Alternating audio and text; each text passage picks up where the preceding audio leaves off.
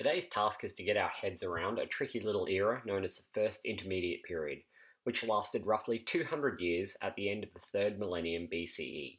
So, namely, it went from about 2160 to 2055. Before we get right into it, one thing to remember. In the Old Kingdom, Egypt had been divided up into 42 administrative districts or provinces known as nomes.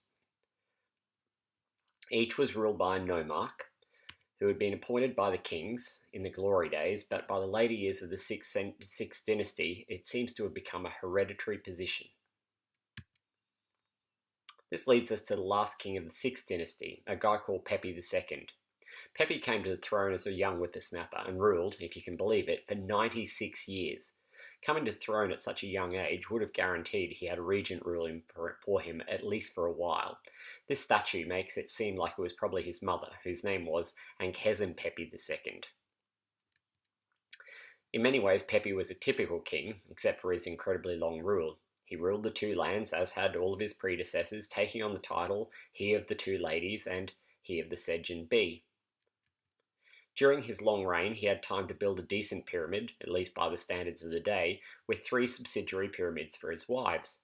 So, really, Pepi did most of the things that you expect of a great royal king of ancient Egypt. But the end of Pepi's days saw a significant change in climate, with a period of drying and very low Nile floods. Famine would have ensued, leading to a fair degree of discomfort and unhappiness. So during Pepi's reign, it seems that the nomarchs of Egypt became much more powerful. Previously, these had been appointees of the kings, but the nomarchs seem to have now become hereditary positions and appear to have had much greater authority in their own areas. Evidence of this comes in big local tombs with grand designs springing up.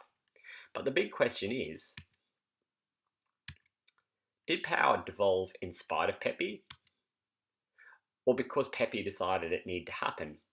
This might not seem such a big deal to you, but it does reveal an awful lot about Pepi's power.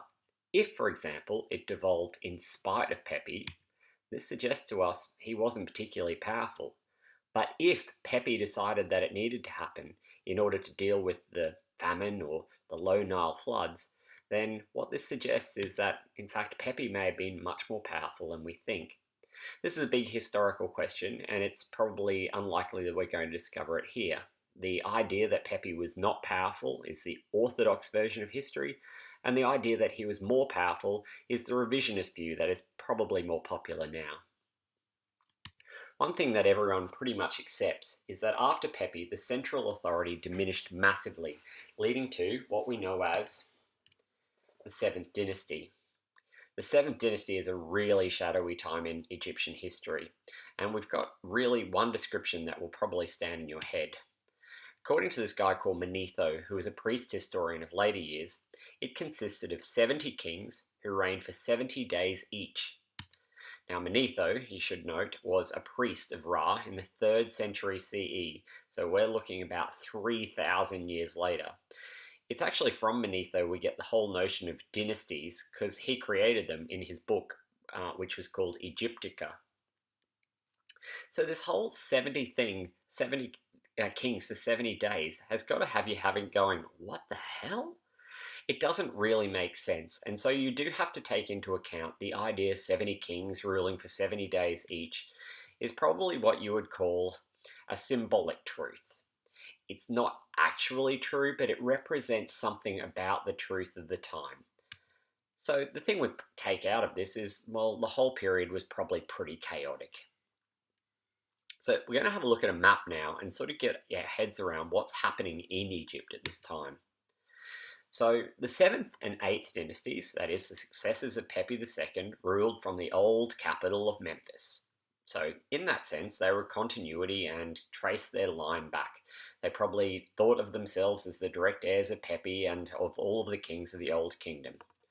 But during the time, there were invaders who had come from Asia Minor, which the Egyptians refer to as just the Asiatics, and they had probably invaded the Delta region. So what this meant was the people who were ruling in Memphis didn't actually rule all the way down into Lower Egypt. What also happened is the 7th and 8th dynasty didn't actually seem to last very long, and real power shifted to a city a little bit further to the south, a city called Heracleopolis. This occurred in the 9th and 10th dynasties. Now, we'll talk a little bit more about them later, but the 9th and 10th dynasties are really the height of the first intermediate period. What was happening in the southern part of Egypt is difficult to say, but one thing we can say pretty much for certain is that there was a challenger for power in the city of Thebes, way down in the south. City of Thebes is the Greek name for it. It's also known as Was, or the city of power. So if we summarize this seems to be about what we've got. The 6th, 7th, and 8th dynasties probably were all linked together. They ruled from Memphis, and we can consider this kind of the dying days of Old Kingdom. The 9th and 10th dynasties, weirdly, are actually the same group. It's a historical mistake made by Manetho where he put all of these different kings who are actually the same people into two different lists.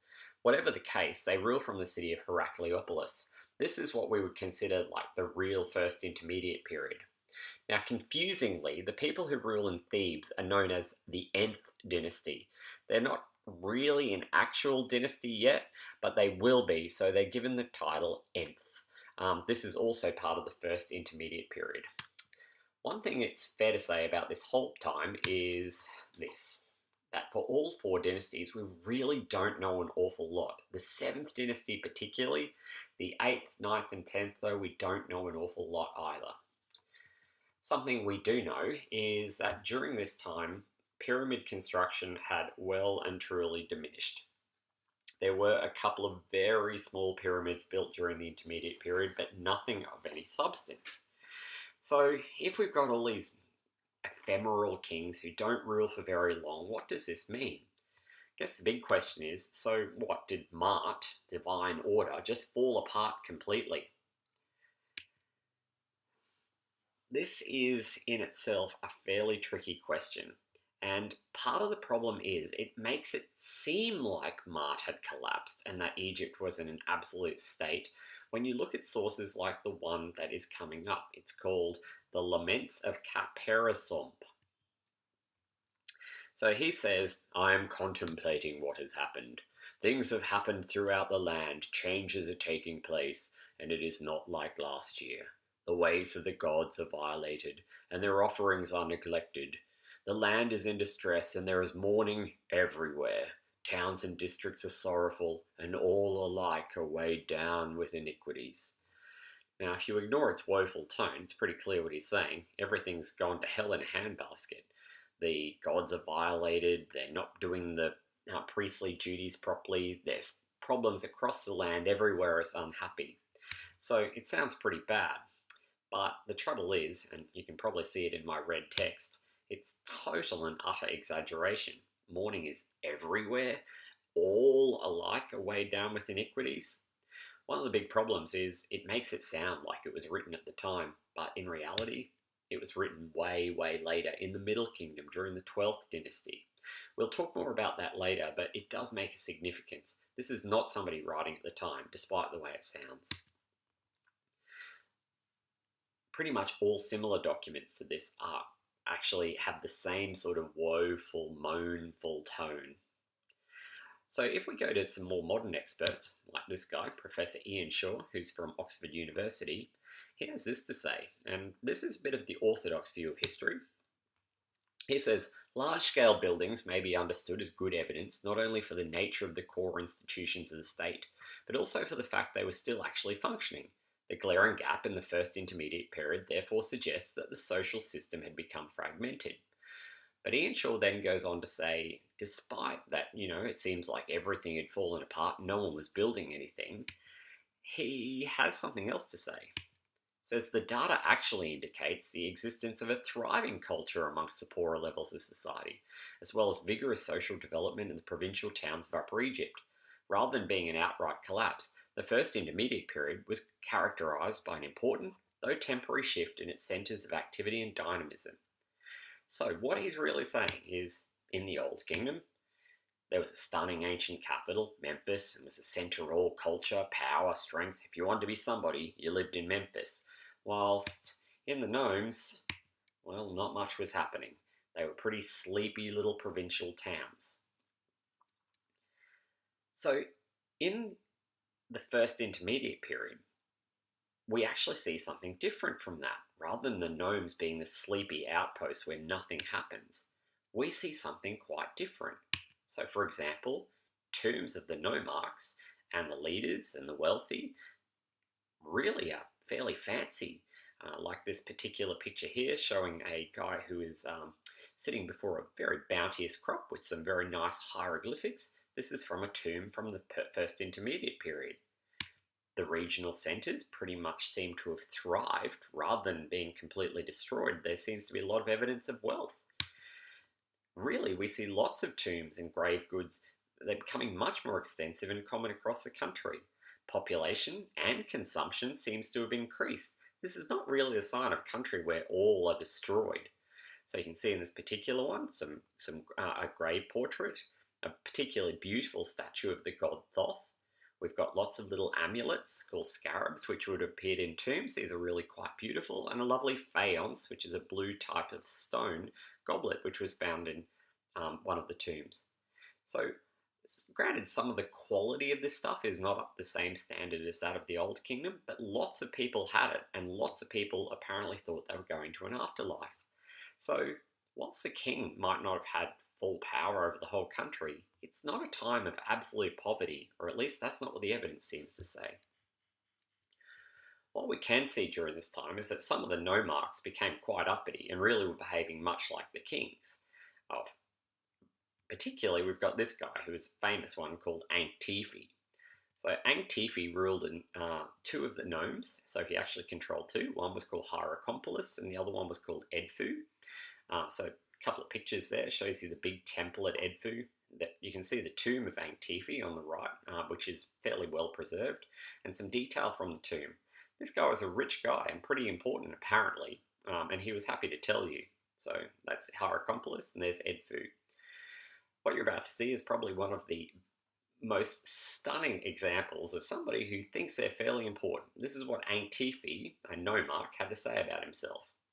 His Excellency, the Overseer of Priests, Overseer of the Desert Countries, Overseer of Mercenaries, Great Overlord of the Gnomes of Edfu and Hierakonpolis, Antifi the Brave, he says, I was the beginning and the end of mankind, since nobody like myself existed before, nor will he exist. Nobody like myself was ever born, nor will he be born. I surpass the feats of the ancestors, and coming generations will not be able to equal me in any of my feats within this 1,000,000 of years. So this is the sort of person who was ruling across Egypt, little mini kings of their own. Certainly there were more powerful people ruling in places like Thebes and Heracleopolis, and possibly even Memphis. So this is where we wrap up, and I guess the question is, so what do you need to know? Well, the first thing is, the intermediate periods are complex, poorly documented, and contested times.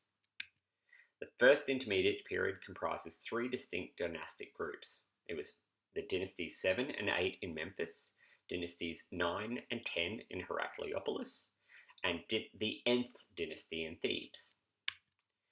It's a time lacking central authority, but not as lacking in prosperity as once was thought. And the first intermediate period would come to an end when the Nth dynasty in Thebes asserted its authority, ushering the 11th dynasty and what comes to be known as the Middle Kingdom.